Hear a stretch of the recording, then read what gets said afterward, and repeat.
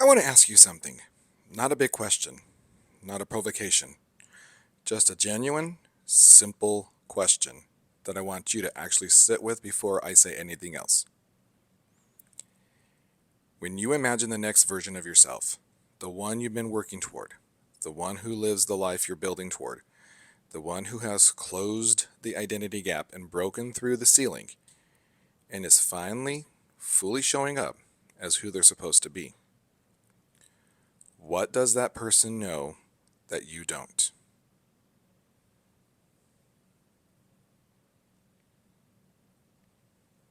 Take your time. Really answer it. What does that version of you know? What have they figured out that you haven't? What permission do they have that you're still sitting with for someone to give you? What have they decided about themselves that you're still deciding?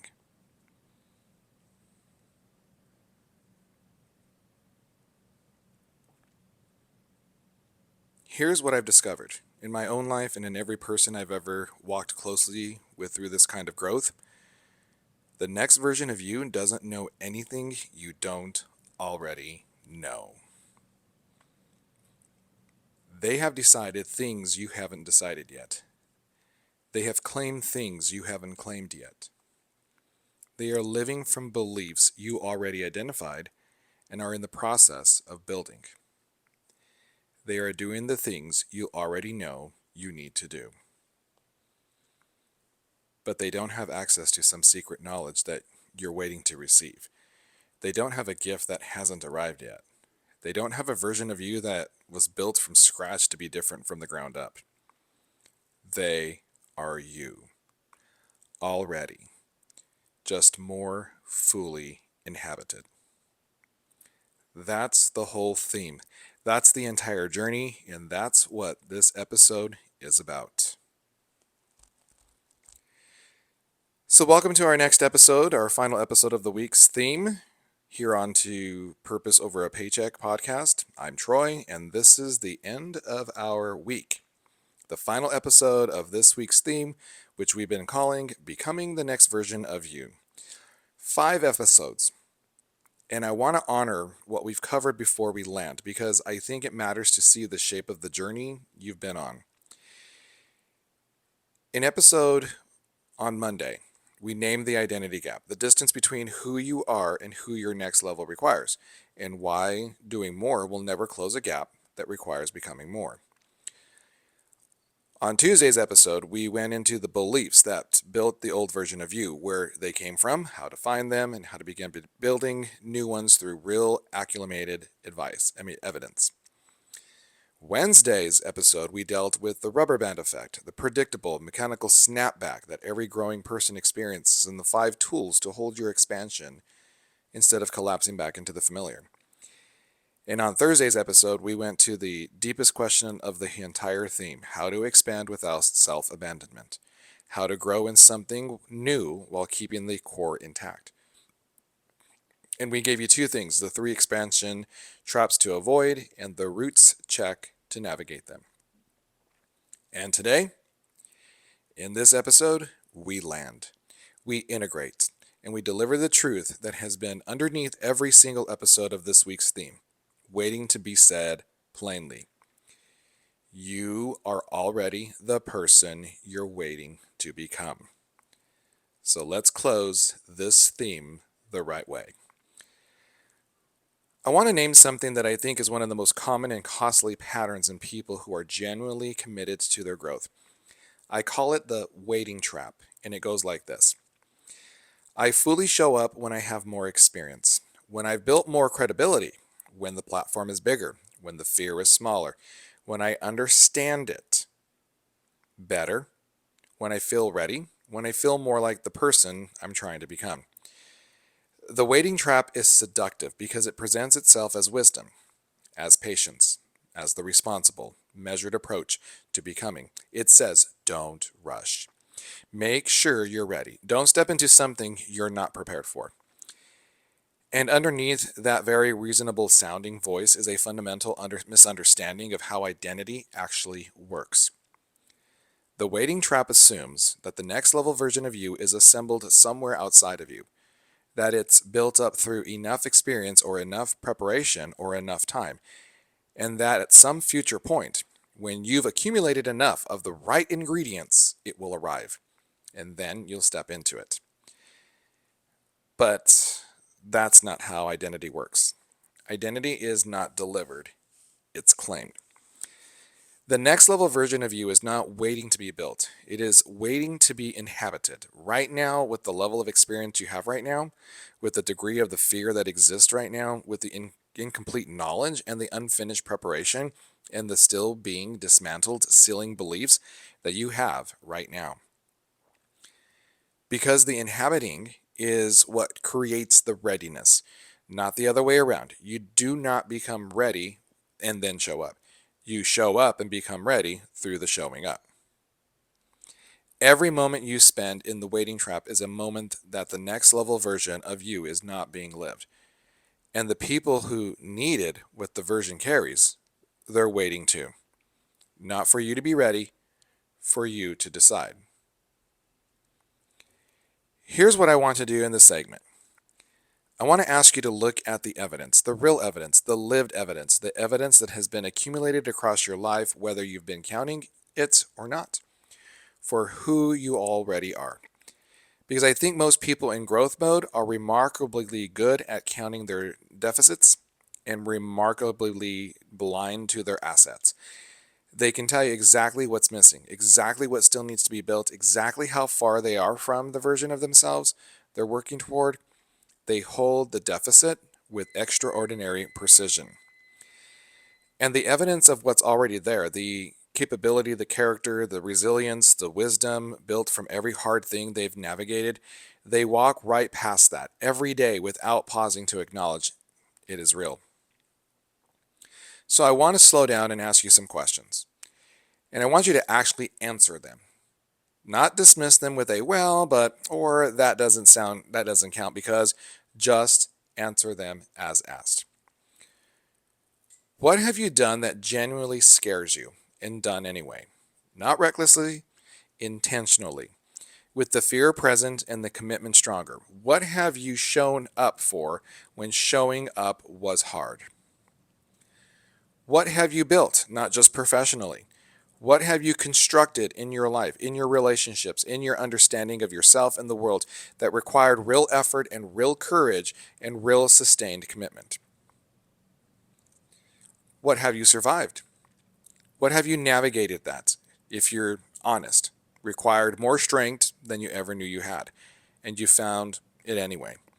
What has life asked you of you that you actually delivered on? What do people come to you for? What do they trust you with? What do they believe you're capable of? And what does it say about you that they believe that? And what have you learned about yourself, about people, about what matters and what doesn't, that a younger version of you didn't know and couldn't have known? What wisdom do you carry now that was built through living? That's the evidence. That's what's already there. That's who you already are. The next level of version of you is not a stranger. It's the most honest version of the person that evidence describes. It's you, with the ceiling removed. You're claiming what you've already earned. You inhabiting the fullness of what is already real rather than waiting for some future version to arrive and make it official. Now, I want to be careful about something as we move toward the close of this theme, because I've said you are already the person you're waiting to become, and I mean that.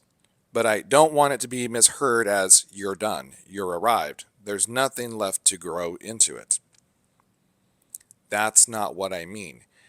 And I think the distinction matters. Becoming is not a destination. It's not a point on the horizon that, once reached, means that the journey is complete. Becoming is the nature of a fully inhabited life. It's what's happening when you are genuinely alive in the direction of your purpose, always growing, always deepening, always encouraging the next edge of who you're capable of being. The person you are right now, reading this, listening to this, doing the work, is already the next version of the person you were a year ago. And a year from now, if you keep doing this work, you will be the next version of who you are today. And that version will look back at today's version the way you look back at who you were before, with recognition, with compassion, with gratitude for the growth. This is not a race with a finish line.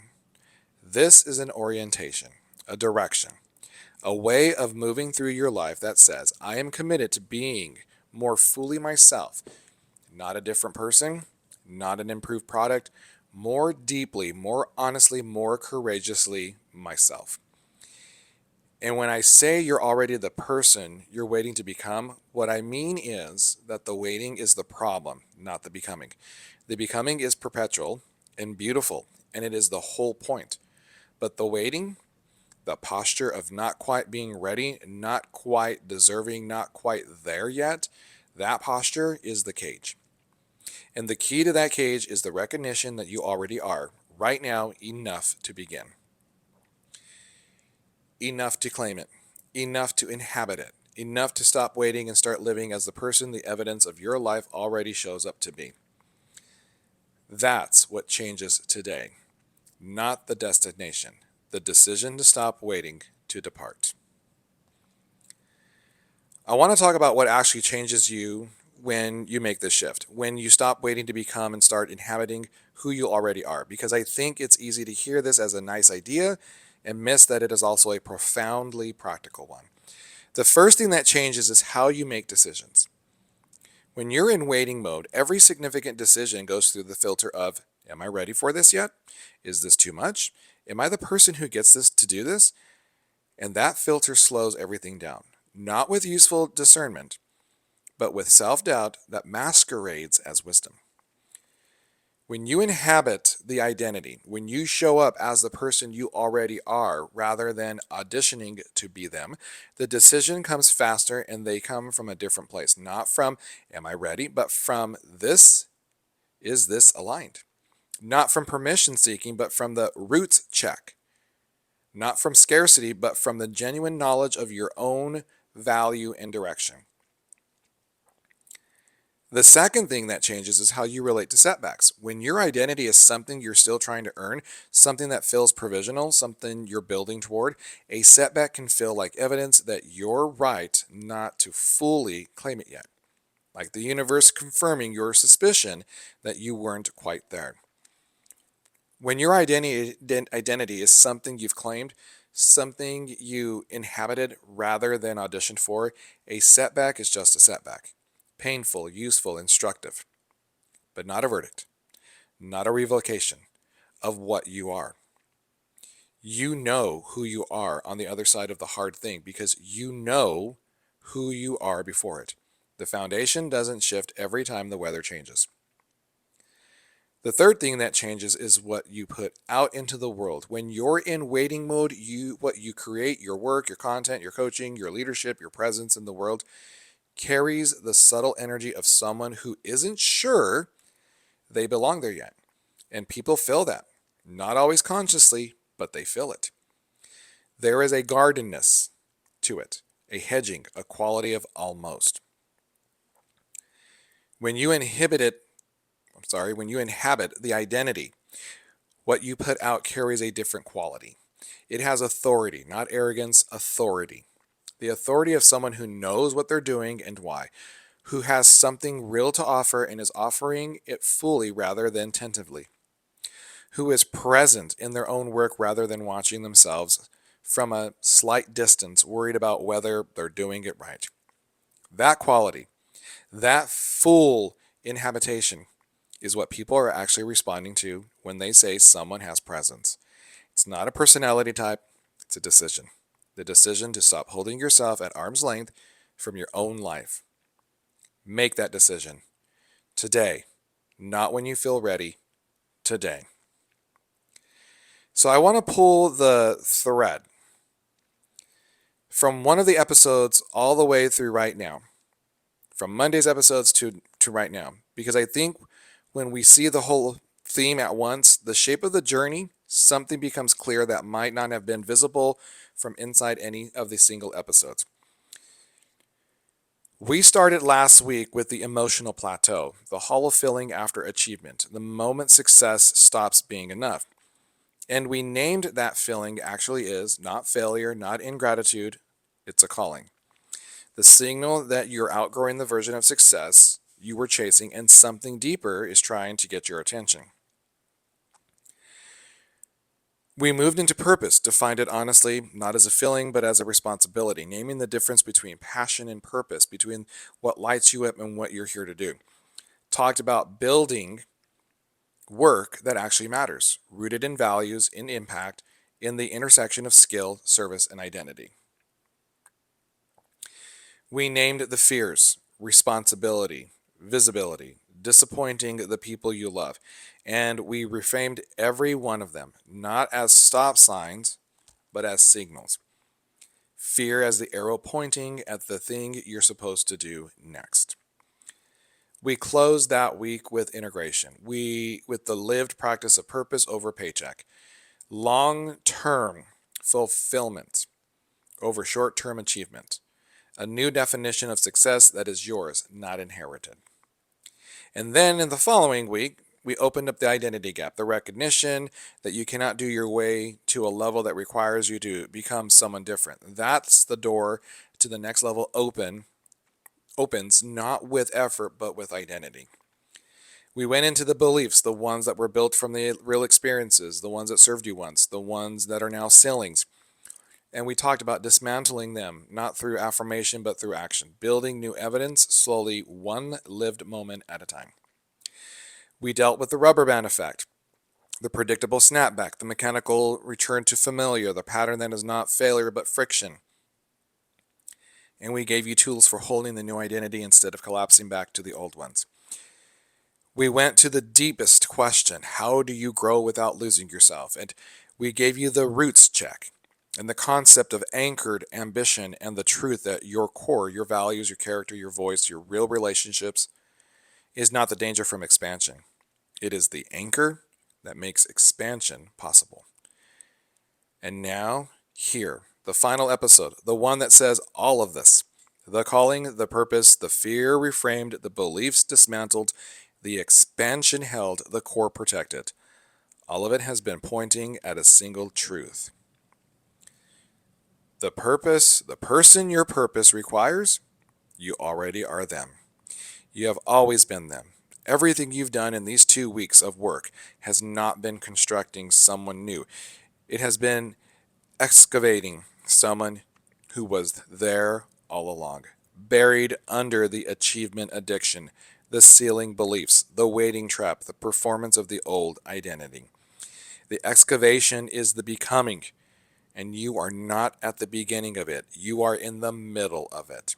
And the middle is exactly where the work gets real. Before I close, I want to make sure I leave you this theme with the full toolkit. Not just the inspirations of the moment, but the actual framework and practices that makes this durable. From a couple of weeks ago, the understanding the success without purpose is a plateau, not a arrival. The distinguish between passion and purpose, energy versus responsibility. The intersection, skill, service, and identity as the map for meaningful work. The two fear distinction, protective fear versus expansion fear, and how to read which one is speaking, and the decision to play the long fulfillment game rather than the short achievement treadmill. And then in another week, we carried the identity gap and the before you do framework, the 3 questions that help you understand who your next level requires you to become. The 4 ceiling beliefs, earning the right to be here, wanting more meaning in ingratitude. People like me don't do that. Changing means losing the people I love. And the 3 hiding places where your specific beliefs live. The rubber band effect, named, normalized, and equipped with 5 tools for holding the expansion. The 3 expansions trap and the roots check to navigate them. And the concept of anchoring ambition. Growth is rooted in your core, expanding from the inside out. That is not a small set of tools. That is a significant body of work, and it belongs to you now, not as content you consumed, but as a framework you've been living inside for weeks. The difference matters. Use them. Return to them when the going gets hard. Pull out the episode that speaks to where you are on any given week, because where you are will change and the theme will meet you differently at different seasons. And know this: the work you've done in these 2 weeks, the honest looking, the belief surfacing, the decision making, the holding, that work is already changing you. It doesn't require a dramatic moment of arrival to be real. It is real right now in the direction you're moving. So I want to close this theme the way I closed last week. Not with a framework, not with a call to action, with something more personal than that. You came to this work, this theme, this show, this whole conversation about identity and purpose and becoming, because something in you already knew that the version of you were living wasn't the whole story. Already knew that the ceiling was constructed, not permanent. Already knew that there was more, not more achievement, more you. More of who you actually are, fully inhabited, fully expressed, fully alive in the direction of what matters. That knowing is not new. It has been in you longer than the podcast existed, longer than any framework I've given you, longer than the language you now have for it. What's new is that you've listened to it, that you've been sitting with it for 10 episodes across 2 weeks and not looking away, that you've done the uncomfortable thing of actually examining what's holding you, the beliefs, the patterns, the traps, the rubber band, and choosing to work with it rather than around it. That is not a small thing. I want you to know that I know that. And here is what I want to leave you with. Not as a coach, not as a host, but as someone who is on the road to and who believes without reservation in what you're building. Stop waiting. Not stop preparing, not stop growing, not stop doing the work. Stop waiting to feel like the person before you show up as them. Stop waiting for the fear to be gone before you move. Stop waiting for the belief to feel completely solid before you act on it. Stop waiting for the rubber band to stop pulling you before you claim that expansion is real. You are already the person you're waiting to become. You have been this person the whole time. The work of these 2 weeks has not been building you. It has been revealing you. And what's been revealing to someone who is ready? Not perfect, ready. Not certain, ready. Not fearless, ready. Go live from that. Make sure you're following the podcast. Please make sure you're leaving a rating, a comment. Do what you need to do. All right? Do what you need to do. Because we have given you so much in the last couple of weeks. I'm very curious. I want you to tell me about your work. So, you can DM me, leave a review, send an email. You can check out my link tree. All my contact information is there. I want to know what you did and what it felt like and what changed. Because the story of your becoming is not just yours to keep. It's yours to share. And someone somewhere is waiting to hear that it's possible.